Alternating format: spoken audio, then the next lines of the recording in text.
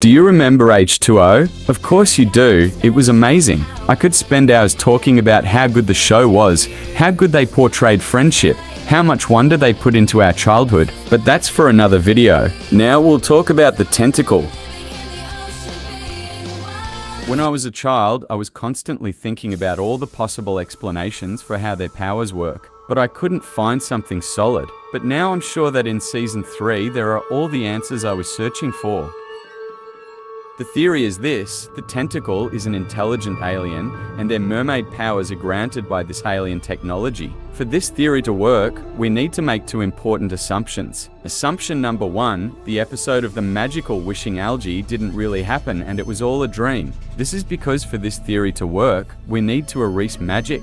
And the only possible explanation for everything that happened in that episode was, well, magic, so fuck off, mate. Also, I think it's good to discard this episode because this magic atmosphere was later abandoned by the show. Just look at Lewis. What the fuck is he doing? Reading a magic book? No, please. Just no. Assumption number two, Mako Mermaids is not linked to h2o. We see Ricky and Mako Mermaids a direct connection with h2o, so for this theory to work, we need to say that Mako Mermaids is just a parallel universe, and we are considering the universe in which there is just h2o with no ugly spin-off. Yes, I really dislike Mako Mermaids. In Season 3, Episode 8, we see Bella turning into water in the moon pool. The tentacle took her into the pool, and he was turning her into water. Cleo and Ricky are obviously terrified and try to hold her above the water because they fear she could disappear.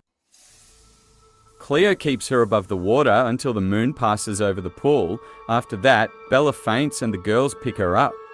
Then she wakes up, Cleo and Ricky ask if she feels good, and she says, "I want to go back. I felt safe, like I was at home." The girls are skeptical. They still think the tentacle was hurting Bella, to which Cleo replies that it was turning her into water, and Bella says, "It didn't hurt."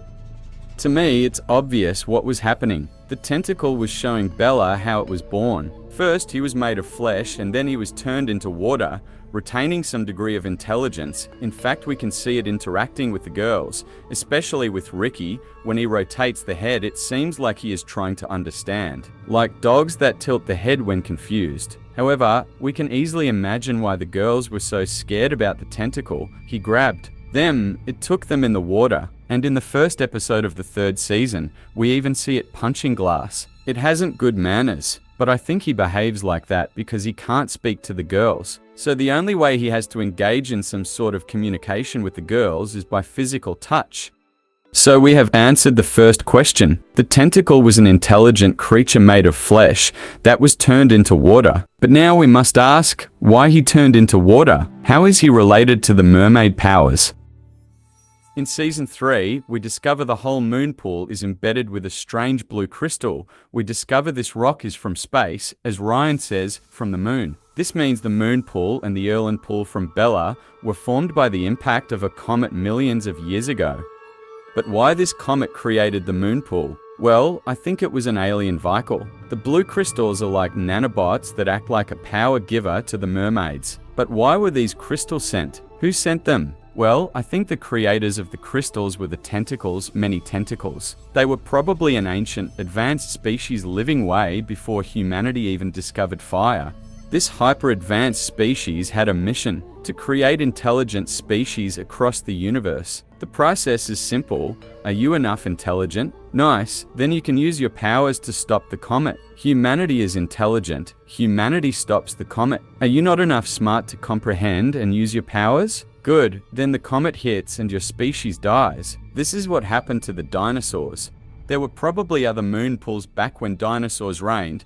Probably some of them even transformed into half dinos, half fish. But they couldn't comprehend these powers, so the meteorite hit and they died, leaving the place for intelligence to emerge.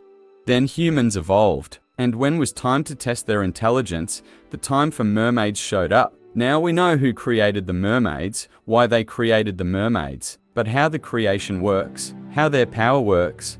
The girls in the pool are turned into mermaids. This phenomenon occurs when the light of the full moon hits the pool. The pool is like a leaf photosynthesizing and picks the energy from the light reflected by the moon. In this particular moment, the pool is able to turn a human into a half fish. Why fish and not crab? Lobster? Dolphin? I think it has to do with DNA. Maybe fish DNA is more compatible for fusion with a human than other animals' DNA. But the pool does not give only a hybrid transformation, it also gives powers which are needed to the user for protecting himself and to send away the comet. I figured out 3 factors that determine which power the mermaid will get. First factor, the personality of the user. Second factor, the number of humans present in the pool in the moment of the metamorphosis. And third factor, the age of the human in the pool. Emma has the ice power, which is deeply rooted with her personality. She is calm, strong, stubborn, precise. Then we have Ricky. She is assigned with the power of fire. Like her personality, she is fierce, rebel. And Cleo is assigned with the power of water. She changes a lot through the seasons. Like water, she is able to adapt and change.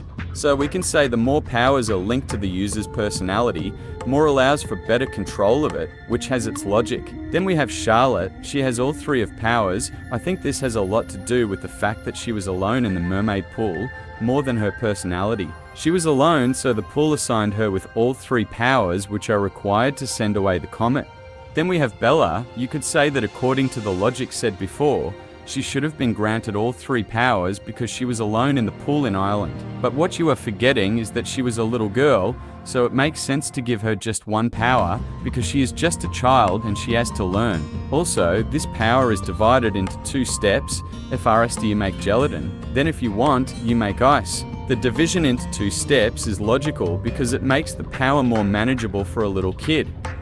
We have answered the most important questions. Now what remains to understand is where their clothes go when they turn into mermaids. Well, I think the most plausible explanation is that they shrink and become encapsulated into the mermaid tail, and when they turn into human again, the molecules of the clothes are rearranged into the original shape and they come out.